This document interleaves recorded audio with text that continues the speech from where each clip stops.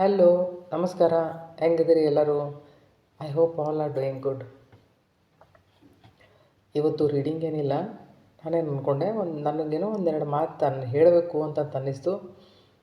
ಇದು ನಾನು ಯಾವ ವಿಷಯ ಬದಲೇ ಮಾತಾಡ್ತೇನೆ ಅಂತಂದರೆ, ಸರ್ವಸಾಧಾರಣವಾಗಿ ಇದು ಎಲ್ಲರ ಮನಸ್ಸಿನಾಗೂ ಈ ಈ ಪ್ರಶ್ನೆ ಬಂದು ಹೋಗ್ತೈತಿ. ನಿನ್ನೆ ನನ್ನ ಕ್ಲೈಂಟ್ ಒಬ್ಬರು ಫೋನ್ ಮಾಡಿದ್ರು.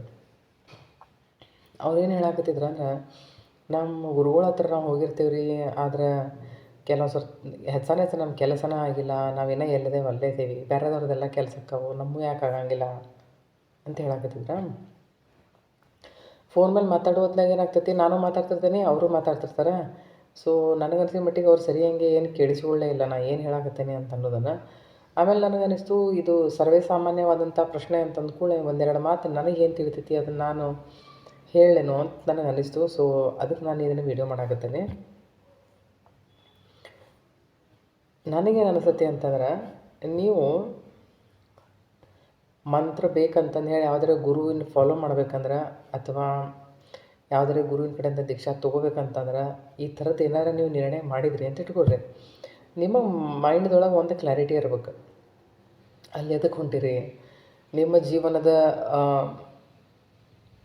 ವೈಯಕ್ತಿಕ ಸಮಸ್ಯೆಗಳಿಗೆ ಏನಾದರೂ ಪರಿಹಾರ ಬೇಕಂತಂದು ಹೇಳಿ ನೀವು ಅವ್ರಿಗೆ ಜೋತು ಬೀಳಾಕತ್ತೀರೋ, ಅಥವಾ ಆಧ್ಯಾತ್ಮಿಕ ಜೀವನದ ಪ್ರಗತಿಗಾಗಿ ನೀವು ಅವ್ರ ಹತ್ರ ಹೊಂಟಿರೋ. ಆಧ್ಯಾತ್ಮಿಕ ಜೀವನದ ಪ್ರಗತಿಗಾಗಿ ನೀವು ಏನಾದ್ರು ಅವ್ರ ಕಡೆ ಹೋಗ್ತಿದ್ರಿ ಅಂತಂತಂದ್ರೆ, ನೀವು ಅಲ್ಲಿ ನಿಮ್ಮ ಸಂಸಾರ ಅಥವಾ ನಿಮ್ಮ ಜೀವನ ಬದಲಾಗಿ ನೀವು ಅಲ್ಲಿ ಚರ್ಚೆನೇ ಮಾಡೋಂಗಿಲ್ಲ. ಏನು ನಿಮ್ಮ ಚರ್ಚೆ ಇದ್ರೂ ಸಹಿತ ನಿಮ್ಮ ಆಧ್ಯಾತ್ಮಿಕ ಜೀವನದ ಬದಲಾಗಿ ಇರ್ತೈತಿ. ಅದಕ್ಕೆ ನಾ ಏನು ಹೇಳ್ತೇನೆ, ಅದಕ್ಕಿಂತ ಹೋಗೋಕ್ಕಿಂತ ಮುಂಚೆ ಒಂದು ಕ್ಲಾರಿಟಿ ಇಟ್ಕೋರಿ. ಇನ್ ಕೇಸ್ ಅಂತ ಯಾವ್ದಾರ ಗುರುಗಳ ಹತ್ರ ಹೋದ್ರಿ, ನೀವಲ್ಲಿ ಮಂತ್ರ ಅದು ಮಾಡ್ತಿದ್ರಿ ಅಂತ ಇಟ್ಕೋರಿ. ಆದರೆ ನೀವು ವೈಯಕ್ತಿಕ ಜೀವನ ಸಲುವಾಗಿ ಹೋಗಿದ್ರಿ ಅಂತ ನಿಮಗೆ ಅಲ್ಲಿ ಕೆಲಸ ಆಗ್ತಿರ್ಲಿಲ್ಲ ಅಂತಂದ್ರೆ, ಎಷ್ಟು ಲವ್ ಆಕತ್ತೆ ಅಷ್ಟು ಲವ್ ಅಲ್ಲಿಂದ ಬಿಟ್ಟುಬಿಡೋದು ಚಲೋ. ಯಾಕಂದ್ರೆ ಅವ್ರ ಹತ್ರ ನೀವು ಸಿಗೋದು ಆಧ್ಯಾತ್ಮಿಕ ಜೀವನ, ಮಟೀರಿಯಲ್ ಲೈಫ್ ಅಲ್ಲ. So don't waste time. In case ನೀವು ಆಧ್ಯಾತ್ಮಿಕ ಜೀವನ ಬಯಸಿ ಅವ್ರ ಹತ್ರ ಹೋಗಿದ್ರಿ ಅಂತಂದ್ರೆ, ಅಲ್ಲಿ ಮತ್ತೆ ಚರ್ಚೆ ಮಾಡಿಬಿಡ್ರಿ. ಅಯ್ಯೋ ನಮ್ಮ ಜೀವನದೊಳಗೆ ಹಂಗಾತು ಹಿಂಗಾತು, ನಮಗೆ ಬೇಕಾದದ್ದು ಸಿಗಂಗಿಲ್ಲ, ಮಂದಿಗೆ ಸಿಗ್ತೈತಿ. ಪ್ರತಿಯೊಬ್ಬರ ಜೀವನವೂ ಬೇರೆ, ಪ್ರತಿಯೊಬ್ಬರದು ಸಂಚಿತ ಕರ್ಮ ಅಂತ ಇರ್ತೈತಿ. ಅಂದ್ರೆ ಪ್ರೀವಿಯಸ್ ಲೈಫದ್ದು ಏನಿರ್ತೈತಿ ಅದು ಹಂಗೆ ಫೈಲ್ ಹಂಗೆ ಫಾರ್ವರ್ಡ್ ಹಾಕ್ಕೊಂತ ಬರ್ತಿರ್ತೈತೆ. ಅದು ನಾವು ಏನು ಮಾಡೀವಿ ನಾವು ಏನಿಲ್ಲ ಅದನ್ನೆಲ್ಲ ನಾವು ಒಂದು ರೀತಿಯಿಂದ ಭೋಗಿಸ್ಬೇಕಾಕೈತಿ. ಆವಾಗ ಭಗವಂತ ಹೇಳೋದು ಒಂದೇ ಚಲೋ, ನೀ ನನ್ನ ಹಿಂದೆ ನಿಲ್ಲಪ್ಪ, ನಾ ಎಲ್ಲನೂ ಕೆಲಸ ಮಾಡ್ಕೊಂಡು ಹೋಗ್ತೇನೆ ಅಂತ ಅನ್ನೋದು. ಅದು ಭಾಳ ಬೆಸ್ಟ್ ಕೆಲಸ. ಅದರ್ವೈಸ್ ನನಗೆ ತಿಳಿದ ಮಟ್ಟಿಗೆ ಈಗ ನೋಡ್ರಿ, ನನಗೂ ಗುರುಗಳು ಅದಾರ, ನಾನು ದೀಕ್ಷಿತ ಅದೇನಿ. ಮೇಲೆ ಶಿಬಿರದು ಮಾಡ್ತಾರೆ. ನಾ ಏನು ಅಟೆಂಡ್ ಆಗಂಗಿಲ್ಲ, ಹೋಗಂಗಿಲ್ಲ. ಯಾಕಂದ್ರೆ ನನಗೆ ನನ್ನದೇ ಆದಂಥ ಒಂದು ವೈಯಕ್ತಿಕ ಜೀವನ ಐತಿ. ನಾ ಏನು ಮಾಡ್ತೇನೆ, ನಮ್ಮ ಮನ್ಯಾಗನ ಕುಂತು ನಮ್ಮ ಗುರುಗಳು ಏನು ಕೊಟ್ಟಾರಲ್ಲ, ನಂದೆಲ್ಲ ಕೆಲಸ ಮಾಡ್ಕೋತೇನೆ. ಆ ಮಂತ್ರ ಮಾಡ್ತೇನೆ ನಾನು ಮನಸ್ಸು ಹೋಗ್ತಾ. ಹೆಂಗಿರ್ತೈತಿ ಅಂತಂದ್ರೆ, ನೀವು ಗುರುಗಳ ಕಡೆಯಿಂದ ಮಂತ್ರ ತೊಗೊಂಡ್ರಿ ಅಂತಂತಂದ್ರೆ, ನಿಮ್ಮ ಜೀವನ ವೈವಾಹಿಕ ಜೀವನದೊಳಗೆ ನಿಮ್ಮಲ್ಲಿ ಏನಾದರೂ ಸಮಸ್ಯೆಗಳು ಇದ್ದೇ ಇರ್ತಾವೆ. ಕೆಲವೊಂದು ಸರ್ತಿ ಅನ್ನಿಸುತ್ತೆ ನಾವು ಹೋಗಬೇಕು, ಹೇಳಬೇಕು, ಮಾಡಬೇಕು ಅಂತ. ಕೆಲವೊಂದು ಸರ್ತಿ ನಾವು ಅವ್ರಿಗೆ ಮುಂದೆ ಹೋಗಿ ಹೇಳೋಕ್ಕಾಗಿಲ್ಲ. ಕೊಟ್ಟ ಮಂತ್ರಕ್ಕೂ ರಟೋ ಅಂತಂದ್ರೆ ಬಾಯಟ್ ಮಾಡಿ ಮಂತ್ರ ಮಾಡಿ ಜಪ ಮಾಡಿ ಅದನ್ನು ಸಿದ್ಧ ಮಾಡಿಕೊಡ್ರಿ. ಮೊದಲು ಸಂಕಲ್ಪ ಮಾಡಿಕೊಡ್ರಿ, ಆಮೇಲೆ ಮಂತ್ರ ಸಿದ್ಧ ಮಾಡಿಕೊಡ್ರಿ. ಅದು ಒಂದೇ ಒಂದು ದಾರಿ ನಿಮಗಿರೋದು. ನಾವು ಹೋಗಿ ನೋಡ್ರಿ, ಗುರುವಿಗೆ ಒಂದು ಶರೀರ ಐತಿ, ಅವ್ರಿಗೂ ಒಂದು ಲಿಮಿಟೆಡ್ ಬುದ್ಧಿನ ಐತಿ. ಜಗದಾಗ ಎಷ್ಟೆಲ್ಲ ಜ್ಞಾನ ಐತಿ ಅದೆಲ್ಲ ಒಂದೇ ಮನುಷ್ಯನ ಹತ್ರನ ಐತಿ. ನಮ್ಮ ಗುರುಗಳನ್ನ ಎಲ್ಲ ವಿಷಯಕ್ಕೂ ಎಲ್ಲ ಸಮಸ್ಯೆಗಳಿಗೂ ಪರಿಹಾರ ಅವರೇ ಹೇಳ್ತಾರೆ. ಐಸಾ ಕಬಿ ನಹಿ ಹೋತಾ. ಈ ಥರದ ವಿಷಯ ನೀವು ತಲೆಯಾಗನೇ ಇಟ್ಕೋಬೇಡ್ರಿ ಯಾವಾಗೂ. ಇದರಿಂದ ಎಂದೂ ಉಪಯೋಗ ಆಗೋದಿಲ್ಲ. ಮತ್ತು ನೀವು ಅಲ್ಲಿ ಹೋಗಿ ಜಾಸ್ತಿ ಎಕ್ಸ್ಪೆಕ್ಟೇಷನ್ಸನ್ನು ಇಟ್ಕೊಳ್ಬಾರ್ದು. ಗುರುಗಳು ಎದಕ್ಕೆ ಅದಾರೋ, ನಿಮ್ಮ ಆಧ್ಯಾತ್ಮಿಕ ಜೀವನದ ಪ್ರಗತಿಗಾಗಿ. ಇದು ಮೊದಲೇ ನಾವು ಈ ವಿಷಯದ ಬದಲಾಗಿ ನಾವು ಮೊದಲೇ ಕ್ಲಾರಿಟಿ ಇತ್ತು ಅಂತಂತಂದ್ರೆ, ನಾವು ಹರ್ಟ್ ಆಗುವಂಥ ಪ್ರಶ್ನೆನೇ ಇಲ್ಲ. ನಮ್ಮ ಮನಸ್ಸಿಗೆ ಯಾವ ಥರದಿಂದನೂ ಬೇಜಾರಾಗಂಗಿಲ್ಲ. ಯಾರಿಗೆ ಬೇಕು ಅವ್ರು ಮಾತಾಡ್ಕೋತಿರ್ತಾರಲ್ಲ, ಅವ್ರಿಗೆ ನಮಗೇನು ಮಾಡಬೇಕಾಗೈತೆ ಅದನ್ನು ತೊಗೊಂಡು ನಾವು ಬಂದಿದ್ದು ಅದಕ್ಕೆ ಗುರುಗಳು ನಮ್ಮ ಪ್ರಶ್ನೆ ಇದಪ್ಪ, ಈ ಪ್ರಶ್ನೆಗೆ ಉತ್ತರಿಸೋದು ಆಯ್ತು. ಆದರೂ ಸಹಿತ ನಾವು ವೈವಾಹಿಕ ಜೀವನದೊಳಗಿದ್ದೂ ನಾವು ಮಂತ್ರ ಮಾಡ್ತಿದ್ವಿ ಅಂತಂತಂದ್ರೆ, ಮಂತ್ರ ಮಾಡಿ ನಿಮ್ಮ ಇನ್ನರ್ ವಾಯ್ಸ್ ಅಂತ, ನಿಮ್ಮ ಇನ್ನರ್ ವಾಯ್ಸನ್ನು ನಿಮ್ಮ ಗುರು ತತ್ವ, ಗುರುವಿಗೆ ಒಂದು ಶರೀರ ಅಷ್ಟೇ ಇರ್ತೈತೆ. ನಿಮ್ಮ ಗುರು ತತ್ವ ನಿಮ್ಮ ಮನಸ್ಸಿನಾಗನೇ ಇರ್ತೈತೆ. ಆ ಇನ್ನರ್ ವಾಯ್ಸ್ ನಿಮಗೆ ಇಷ್ಟು ಸ್ಟ್ರಾಂಗ್ ಆಗಿ ಕೆಲಸ ಮಾಡಿಸ್ತಲ್ಲ, ಇಷ್ಟು ಸ್ಟ್ರಾಂಗ್ ಆಗಿ ಕೆಲಸ ಮಾಡಿ ಕೊಡ್ತದಲ್ಲ. ಆದರೆ ಹೆಂಗೆ ಅಂತಂತಂದ್ರೆ, ನಿಮ್ಮ ಗುರುಗಳು ನಿಮಗೇನು ಅವರು ಯಾವ ಶಕ್ತಿಯನ್ನು ಬೇರೆ ಯಾವುದೇ ಫಾರ್ಮ್ದೊಳಗಿರ್ಬೋದು. ಆಂಜನೇಯ ಸ್ವಾಮಿ ಇರ್ಬೋದು, ಕಾಳಮ್ಮ ಇರ್ಬೋದು, ಭೈರವ ಬಾಬಾ ಇರ್ಬೋದು, ಯಾರಾದರೂ ಇರ್ಬೋದು. ಯಾವ ಶಕ್ತಿನ ಅವ್ರು ಪೂಜೆ ಮಾಡ್ತಾರೋ ಅದು ಯಾವ ಫಾರ್ಮ್ದಾಗ ಐತೋ ಅದೇನು ನಿಮಗೆ ಟೀಚಿಂಗ್ಸ್ ಹೇಳಿರ್ತದಲ್ಲ ಅದನ್ನು ಟೀಚಿಂಗ್ಸ್ ಮೊದಲು ಫಾಲೋ ಮಾಡೋಕ್ಕೆ ಕಲಿಬೇಕು. ಟೀಚಿಂಗ್ಸ್ ಫಾಲೋ ಮಾಡೋಕ್ಕೆ ಕಲಿಬೇಕು. ಆಮೇಲೆ ನೀವು ಆಧ್ಯಾತ್ಮಿಕ ಜೀವನನ ನಡೆಸ್ತಿದ್ರಿ ಅಂತಂದ್ರೆ ಟೀಚಿಂಗ್ಸ್ ಅಂದರೆ ಎಲ್ಲ ಭಾಳೆಲ್ಲ ಇರ್ತಾವೆ. ಸಾತ್ವಿಕ ಜೀವನ ನಡೆಸ್ರಿ ಅಂತಿರ್ತೈತಿ, ಭಾಳ ಮಂದಿ ಜೋಡಿ ಬೆರಿಬೇಡ್ರಿ ಅಂತಿರ್ತೈತಿ, ಗಾಸಿಪಿಂಗ್ ಮಾಡಬೇಡ್ರಿ ಅಂತಿರ್ತೈತಿ, ಕಳಬೇಡ ಕೊಲಬೇಡ ಹುಸಿ ನುಡಿಯಲು ಬೇಡ ಎಲ್ಲ ಹೇಳ್ತಾರಲ್ಲ. ಅಂಥವನ್ನೆಲ್ಲ ನೋಡಿರಿ 100% ನಿಮ್ಮದು ಏನೂ ಇಂಪ್ಲಿಮೆಂಟ್ ಮಾಡ್ಕೊಳಕ್ಕಾಗೋದಿಲ್ಲ. ಯಾಕಂದರೆ ಇದು ಕಲಿಯುಗ. ಆದರೆ ನಮ್ಮ ಕೈಯಿಂದ ಎಷ್ಟು ಆಕೈತಿ ಅಷ್ಟಾದರೂ ಮಾಡ್ಬೋದು. ಈಗ ಒಂದು ಪ್ರವಚನ ಕೇಳಕ್ಕೆ ಹೋಗಿದ್ರಿ ಅಂತಂದ್ರೆ ಗುರುಗಳು 100 ವಿಷಯ ಹೇಳಿರ್ತಾರೆ ನಿಮಗೆ. 100ಕ್ಕೆ 100 ನೀವು ನಿಮ್ಮ ಲೈಫ್ದಾಗ ಇಂಪ್ಲಿಮೆಂಟ್ ಮಾಡ್ಕೊಳಕ್ಕೆ ಸಾಧ್ಯ ಎಂದೂ ಆಗಂಗಿಲ್ಲ. ಆದ್ರೆ ಒಂದು ಮಾತ್ರ ಇಂಪ್ಲಿಮೆಂಟ್ ಮಾಡ್ಕೊಳಕ್ಕೆ ಸಾಧ್ಯ. ನಿಮಗೆ ಯಾವುದು ಒಂದು ಸಾಧ್ಯ ಆಗ್ತೈತೋ ಅದನ್ನು ನೀವು ಅದನ್ನು ನೀವು ಫಾಲೋ ಮಾಡಬೇಕು. 100ರೊಳಗಿಂದ ಒಂದಷ್ಟು ಮಾಡೇ ಮಾಡ್ಬೋದಲ್ಲ. ಸೊ ಈ ಥರದ ಮಾನಸಿಕ ಪ್ರವೃತ್ತಿ ಇಟ್ಕೊಂಡು ನೀವು ಗುರುಗಳನ್ನು ಫಾಲೋ ಮಾಡಬೇಕು. ಮಂತ್ರ ಮಾಡಿ ಮಾಡಿ ಮಾಡಿ ನೀವು ಇನ್ನರ್ ವಾಯ್ಸ್ ಇಷ್ಟು ಸ್ಟ್ರಾಂಗ್ ಆಗ್ತದಲ್ಲ, ನಿಮ್ಮ ವೈವಾಹಿಕ ಜೀವನದ ಪ್ರಶ್ನೆ ಏನ್ರಿ, ಆಧ್ಯಾತ್ಮಿಕ ಜೀವನದ ಪ್ರಶ್ನೆ ಏನ್ರಿ, ಪ್ರತಿಯೊಂದಕ್ಕೂ ನಿಮ್ಮ ಅಂತರಾತ್ಮದಿಂದಲೇ ಅಂತರಾಳದಿಂದಲೇ ಉತ್ತರ ಬರ್ತದೆ. ನಾನು ಈ ಜೀವನ ಮಾಡ್ತೇನೆ ಅಂಥದ್ದೇ ಜೀವನ ನಾನು ನಡೆಸ್ತೇನೆ. ನೋಡಿರಿ, ನಾನು ಫಾರ್ಮಾಸಿಸ್ಟ್. ನಾನು ನಮ್ಮ ಗುರುಗಳಿಗೆ ಎಷ್ಟು ಸರ್ತಿ ಕೇಳ್ತಿದ್ದೆ. ನಂದು ಟೈಲರಿಂಗದು ಶಾಪೂ ಇತ್ತು, ಭಾಳ ಚಲೋ ನಡೀತಿತ್ತು, ಇನ್ನೂ ಚಲೋ ನಡೀತೈತಿ. ನಾನು ಅವ್ರಿಗೆ ಅದನ್ನೇ ಅಂತಿದ್ದೆ, ನನಗೂ ತಲೆಲೇ ಕೆಲಸ ಮಾಡೋದಂದ್ರೆ ಭಾಳ ಇಷ್ಟ. ಟೇಬಲ್ ಮೇಲೆ ಕುಂತು ಬರೆಯೋದು ಮಾಡೋದು ಅಂದ್ರೆ ಭಾಳ ಇಷ್ಟ ನನಗೆ. ಕಲಿಯೋದು ಒಂದು ದೊಡ್ಡ ಹುಚ್ಚು ನಾನು, ಇನ್ನೂ ಸಾಕಾಗುವಷ್ಟು ಓದ್ತೇನೆ. ನಾನು ಅವ್ರಿಗೆ ಎಷ್ಟು ಸರ್ತಿ ಕೇಳ್ತಿದ್ದೆ, ಮುಂದೇನು ನನ್ನ ಲೈಫ್ದೊಳಗೆ ಮುಂದೇನು ನೀವೇನಾದರೂ ಪ್ಲೀಸ್ ಸಜೆಸ್ಟ್ ಮಾಡಿರಿ.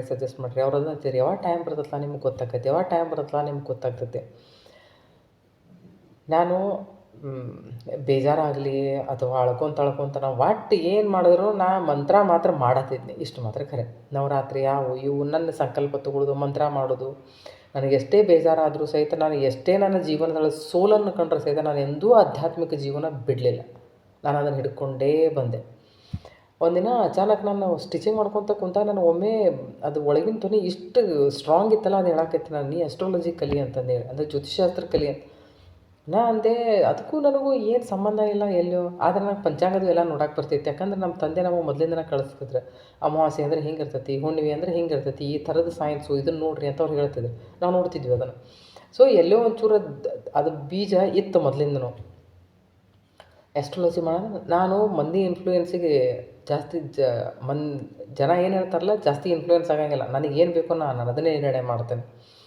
ನಾನೇನು ಮಾಡಿದೆ, ಒಂದು 3-4 ದಿವಸ ಅಂತಂತಂದ್ರೆ ಹುಡುಕ್ಯಾಡಿ ಗುರುಗಳನ್ನ ಹಿಡಿದು ಅವ್ರ ಕಡೆಯಿಂದ ಆಸ್ಟ್ರಾಲಜಿ ಕಲಿತೆ ಮೇಲೆ 2014 ನಾನು ಟ್ಯಾರೋ ಕೋರ್ಸ್ ಮುಗಿಸ್ಕೊಂಡಿದ್ದೆ ನಾನು. ಆದರೆ ನಮ್ಮ ಈ ಕಡೆ ಕರ್ನಾಟಕ ಸೈಡ್ದೊಳಗೆ ಅಷ್ಟೇನದು ಪ್ರಚಲನ ನನಗಿಲ್ಲಲ್ಲ. ಅದಕ್ಕೆ ನಾನು ಏನು ಅದ್ರ ಬದಲಾಗಿ ವಿಚಾರ ಮಾಡಿರಲಿಲ್ಲ. ಬಟ್ ಅದು ನನ್ನ ಕನಸಿನ ನನ್ನ ಕನಸಿನಾಗ ಬರಾಕತ್ತದ, ಇಲ್ಲ ನೀವು ಇದನ್ನು ಮಾಡಿರಿ ಅಂತ. ನನಗೆ ತಿಳಿದವ್ರಿಗೆ, ನಮ್ಮ ಗುರುಗಳಿಗೆಲ್ಲ ನನಗೆ ತಿಳಿದಂಥ ಒಂದು 4 ಮಂದಿ ಜೋಡಿ ಚರ್ಚೆ ಮಾಡಿದೆ. ನನಗಿಂತಲೂ ಜಾಸ್ತಿ ತಿಳುವಳಿಕೆ ಐತಿ, ಸ್ವಪ್ನ ದರ್ಶನವನ್ನು ಯಾರು ಡಿಕೋಡ್ ಮಾಡಬಹುದು ಅಂಥವ್ರು ಒಂದು 3-4 ಮಂದಿನ ಭೇಟಿಯಾದೆ. ಅವ್ರು ನನಗೆ ಸಜೆಸ್ಟ್ ಮಾಡಿದ್ರು, ನೀವು ಇಂಥದ್ದು ಏನಾದರೂ ಕೋರ್ಸ್ ಮಾಡಿರೇನು? ನಾನು ಅಂದೆ, ಹೌದು ಮಾಡೇನಿ. ಹಾಗಾದ್ರೆ ನೀವು ಅದು ನಿಮ್ಮನ್ನು ಕರೆಯಾಕತ್ತೈತಿ, ನೀವು ಅದನ್ನು ಫಾಲೋ ಮಾಡಿರಿ. ನಾನು ಅದನ್ನು ಫಾಲೋ ಮಾಡಿದೆ. ಆಮೇಲೆ ನನಗೆ ಅನ್ನಿಸ್ತು ವೀಡಿಯೋಸ್ ಮಾಡಬೇಕು, ಯಾಕಂದ್ರೆ ಮಂದಿನ ರೀಚ್ ಆಗ್ಬೇಕಂತ ನನಗೆ ಅನ್ಸಾಕತ್ತು. ನಾನು ಮಾಡಿದೆ. ಏನು ನಮ್ಮ ಗುರುಗಳನ್ನ ಕೇಳಲಿಲ್ಲ. ಅದಕ್ಕೆ ಎಲ್ಲಾದರೂ ಆಗಲಿ ನಿಮಗೆ ತಲೆ ಓಡಿಸ್ಬೇಕು. ಈ ಗುರುಗಳಿಂದ ನಿಮಗೆ ಮಂತ್ರ ಸಿಕ್ಕೈತಿ ಅಂದರೆ ಇದರ ಅರ್ಥ ಕೀಲಿಕೈ ಇದ್ದಂಗನ, ಏನಿದೆಲ್ಲ ಮಂತ್ರದಾಗನ ಇರ್ತೈತಿ. ನಾವು ಮಂತ್ರ ಬಿಡ್ತೇವೆ, ನಾವು ಗುರುಗಳಿಗೆ ಜೋತು ಬಿಡ್ತೇವೆ. ಗುರುಗಳಿಗೂ ಒಂದು ಲಿಮಿಟೆಡ್ ಶರೀರ ಐತಿ, ಲಿಮಿಟೆಡ್ ಬುದ್ಧಿ ಐತಿ. ಅವ್ರು ಎಲ್ಲ ಬಿಟ್ಟು ಸನ್ಯಾಸಾಗಿರ್ತಾರೆ. ನಾವೆಲ್ಲ ನಮ್ಮ ವೈವಾಹಿಕ ಜೀವನದ ಸಮಸ್ಯೆಗಳನ್ನು ತೊಗೊಂಡೋಗಿ ಅವ್ರ ಮುಂದೆ ಹೇಳ್ತಿರ್ತೀವಿ. ನಮಗೆ ಅದಕ್ಕೆ ಕೆಲವು ಸತ್ಯ ನಮಗದು ಅವ್ರು ಏನು ಉತ್ತರ ಹೇಳ್ತಾರೆ ಅದು ಕೆಲವು ಸರ್ತಿ ಆಗಬಹುದು, ಆಗಲಿಕ್ಕೂ ಇಲ್ಲ. ಆದರೆ ನಾವು ಏನು ಆ ಥರದ ಎಕ್ಸ್ಪೆಕ್ಟೇಷನ್ಸ್ ಇಟ್ಕೊಂಡು ಹೋಗಿರ್ತೇವಲ್ಲ, ಅದಕ್ಕೆ ಗುರುಗಳ ಹತ್ರ ನೀವು ಆ ಥರದ ಎಕ್ಸ್ಪೆಕ್ಟೇಷನ್ಸ್ ಇಟ್ಕೊಂಡು ಹೋಗಬೇಡ್ರಿ. ಅವ್ರೇನು ಮಂತ್ರ ಕೊಡ್ತಾರಲ್ಲ ಅದನ್ನು ಮಂತ್ರ ಮಾಡಿರಿ, ಆ ಮಂತ್ರ ಸಾಧಿಸ್ರಿ. ಆ ಮಂತ್ರ ಸಾಧಿಸಿದ್ರಿ ಅಂತ ನಿಮ್ಮೆಲ್ಲ ಪ್ರಶ್ನೆಗಳಿಗೆ ಆ ಮಂತ್ರನೇ ಉತ್ತರ ಕೊಡ್ತೈತಿ. ಜಸ್ಟ್ ಒಂದು 4 ಟೆರೋ ಕಾರ್ಡ್ಸ್ ನೋಡೋಣ. ಈ ಟೆರೋ ಕಾರ್ಡ್ ಹುಚ್ಚು ನನಗೆ ಯಾವಾಗಲೂ ಬಿಡೋಂಗಿಲ್ಲ. ನಾನು ಹೇಳಿದ್ರ ಬದಲಾಗಿ ಇದು ಏನು ಉತ್ತರ ಹೇಳ್ತೈತಿ ನೋಡೋಣ. ಓಕೆ, ಚಲೋ ತೆಗಿತೆ.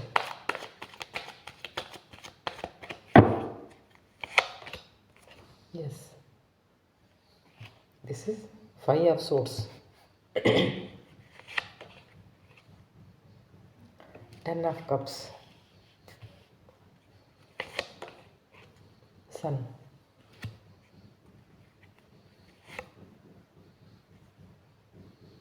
Hanged man. Okay, bottom of the deck blessings, star card ಇದೆ. ಓಕೆ, ನೋಡ್ರಿ, ಬದುಕನ್ನು ಬೇರೆ ದೃಷ್ಟಿಕೋನದಿಂದ ನೋಡಿ, ಆಯಿತಾ. ನಾನು ಹೇಳಿದ್ದಿಲ್ಲ ಆಗಾಳೆ, ಕಳಬೇಡ, ಕೊಲಬೇಡ, ಹುಸಿಯ ನುಡಿಯಲು ಬೇಡ ಅಂತಂದು ಹೇಳಿದ್ನಲ್ಲ, ಅದು ಇದು 5 ಆಫ್ ಸೋರ್ಟ್ಸ್. ಈ ಮನುಷ್ಯ ಹೆಂಗದ ನೋಡ್ರಿ, ಅವ ಹೆಂಗೆ ನಗಾಕತ್ತಾನೆ, ಎಷ್ಟು ಕುಬುದ್ಧಿ ಐತೆ ಅವನ ಹತ್ರ. ಅಂದರೆ ಮತ್ತೊಬ್ಬರನ್ನು ಸೋಲಿಸಿ ತಾನು ಹೆಮ್ಮೆ ಪಡುವುದು, ಸುಖ ಪಡುವುದು, ಒಂಥರ ಸ್ಯಾಡಿಸ್ಟ್ ಅಂತಾರಲ್ಲ ಇಂಗ್ಲೀಷ್ದೊಳಗೆ, ಆ ಥರದ್ದು. ಈ ಥರದ ಮಾನಸಿಕ ಭಾವನೆಗಳನ್ನೆಲ್ಲ ಬಿಟ್ಟು ಬಿಡಬೇಕು. ನಾನು ಹೇಳಿದ್ನಲ್ಲ ಆಗಾಳೆ, ಅದನ್ನು ಇದನ್ನೇ ಬಿಡೋದು, ಇದೇ ಬೇಡ. Happy family. ಸನ್ ಅಂತಂತಂದರೆ is a king. Okay, name, fame, prosperity, abundance, positivity, joy ಎಲ್ಲ ಇರ್ತೈತಿ ಇದ್ರೊಳಗೆ. ಸೊ ದೇವ್ರು ಏನು ಹೇಳ್ತಾನೆ ಅಂತಂತಂದ್ರೆ ಇದನ್ನು ಬಿಟ್ಟು ಬಿಡ್ರಿ ಅಂತ, ದೃಷ್ಟಿಕೋನವನ್ನು ಬದಲಿಸಬೇಕು. ಆಮೇಲೆ ಇದನ್ನು ಬಿಟ್ಟು ಬಿಡ್ಬೇಕು. So blessings are coming.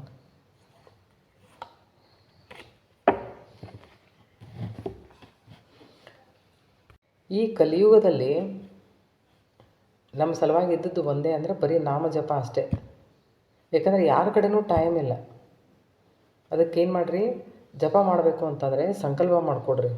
ಸಂಕಲ್ಪ ಭಾಳ ಇಂಪಾರ್ಟೆಂಟ್. ಸಂಕಲ್ಪ ಮಾಡೋದು ಅಂದ್ರೆ ಗುರಿ ಇಟ್ಟು ಬಾಣ ಬಿಟ್ಟಂಗೆ. ಸಂಕಲ್ಪ ಮಾಡೋದು ನಮಗೆ ಎಷ್ಟು ರೀಚಬಲ್ ಐತಿ ಅಷ್ಟು ಪೂಜೆ, ಪಾಠ, ನಿಮ್ಮ ಡಿ ಹೇಳುವಂಥ ಟೀಚಿಂಗ್ಸ್. ಈಗ ನಾವು ಸಾಯಿಬಾಬಾನ ಭಕ್ತರು ಅಂತ ನಾವು ನಿಮಗೆ ಹೇಳಿದೆ. ಬಾಬಾನ ಸ್ಟೋರಿ ಒಳಗನ್ರಿ, ಅವ್ರು ಎಷ್ಟೋ ಪಿಕ್ಚರ್ಸ್ ಒಳಗೆ ನಾವು ಅವ್ರು ನೋಡ್ತೀವಲ್ಲ, ಅವ್ರು ಯಾವಾಗಾದರೂ ಪ್ರಾಣಿಗೆ ಏನಾದರೂ ಹಿಂಸೆ ಮಾಡಿರಲಿಲ್ಲ. ಸೊ ನೀವು ಯಾಕೆ ಮಾಡ್ತೀರಿ? ಮಾಡೋಕೆ ಹೋಗ್ಬೇಡ್ರಿ. ಎಷ್ಟಾಕತ್ತೆ ಅಷ್ಟು. ಆ ವಿಷಯ ನಿಮಗೆ ಸರಿ ಹೊಂತಿರಲಿಲ್ಲ ಅಂದ್ರೆ ದೂರ ಇರಾಕಲಿದೆ. ಟೀಚಿಂಗ್ಸ್ ಅಂದರೆ ಎಷ್ಟು ಆಕೈತೆ ಅಷ್ಟು ಅವೇರ್ನೆಸ್ ಇರ್ಬೇಕು ಮನುಷ್ಯನ ಹತ್ರ. ಅವೇರ್ನೆಸ್ ಅಂತಂದ್ರೆ ಒಂಥರ ಜಾಗೃತಾವಸ್ಥೆ ಒಳಗಿರ್ಬೇಕು. ಸುತ್ತಮುತ್ತ ಏನು ನಡೀತಾ ಇದೆ ಲಕ್ಷ್ಯ ಕೊಡಬೇಕು. ನಾವು ಯಾವಾಗ ಮಂತ್ರ ಮಾಡಿ ಇನ್ನರ್ ವಾಯ್ಸ್ ಯಾವಾಗ ಸ್ಟ್ರಾಂಗ್ ಆಗ್ತೈತಿ, ಒಳಗಿಂದ ನಾವು ಉತ್ತರ ಬರ್ತಿರ್ತಾವಲ್ಲ, ಅದನ್ನು ಕಂಡು ಹಿಡಿಬೇಕಂದ್ರೂ ಸಹಿತ ನಿಮ್ಮ ಮನಸ್ಸು ಮತ್ತು ನಿಮ್ಮ ಶರೀರ, ನಿಮ್ಮ ಬುದ್ಧಿ ಅದೆಲ್ಲ ಅಷ್ಟು ಸೆನ್ಸಿಟಿವ್ ಸ್ಟೇಜಿಗೆ ಬಂದಿರಬೇಕು, ಅಂದ್ರೆ ಗೊತ್ತಾಗ್ತದೆ. ಅದಕ್ಕೆ ಟೀಚಿಂಗ್ಸ್ ಫಾಲೋ ಮಾಡೋದು ಭಾಳ ಇಂಪಾರ್ಟೆಂಟ್. ನಿಮ್ಮ ಆಧ್ಯಾತ್ಮಿಕ ಜೀವನದಲ್ಲಿ ಅಥವಾ ಗುರುವಿನ ಜೊತೆ ನಿಮಗೆ ಏನೆಲ್ಲ ಪ್ರಶ್ನೆಗಳಿರ್ತಾವಲ್ಲ, ಆ ಪ್ರಶ್ನೆಗೆ ಉತ್ತರ ಎಲ್ಲೈತಿ ಅಂತಂತಂದ್ರೆ ನೀವು ಮಾಡುವ ಮಂತ್ರದಲ್ಲಿ. ಏನೇ ಮಾಡಿದರೂ ಸಹಿತ ಮಂತ್ರವನ್ನು ಸಾಧಿಸಿ. ನಮಸ್ಕಾರ.